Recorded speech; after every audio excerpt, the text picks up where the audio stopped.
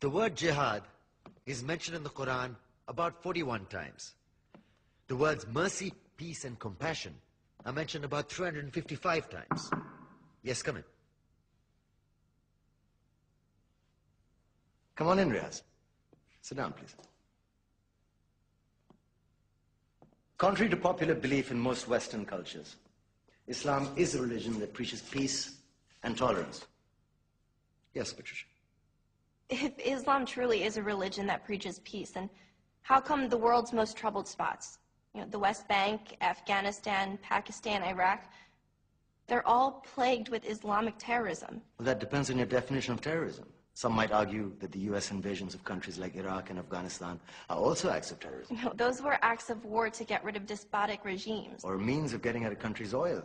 Conspiracy theories. Well, May I? Yes, please. Go ahead, Riaz. Mr. Khan is right. I mean, if we're talking about terrorists, the world's biggest terrorists are the white superpowers. Come on now. No, really, stop and think about it. Explain 9/11. Okay. Do you know how many people died in the Twin Towers strike? Around 3,000. And do you have any idea how many people died in the bombing of Afghanistan? Take a wild guess. More than 15,000 people died. And that's just conservative figures. About 50,000 tons of explosives were dropped on innocent civilians. Men, women, children. Yeah, but that was because of the Taliban.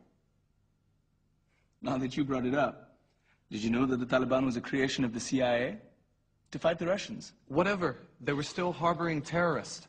Yeah, right. Terrorists that were never found. Just like the weapons of mass destruction that were never found in Iraq. Do you want to get into the death toll in Iraq?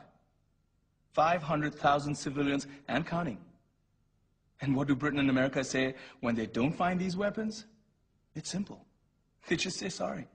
And still refuse to relinquish control of these countries. What are you trying to say? What I'm trying to say is that just because you're American, wear a fancy suit, and call yourself the president, doesn't make you any less of a terrorist.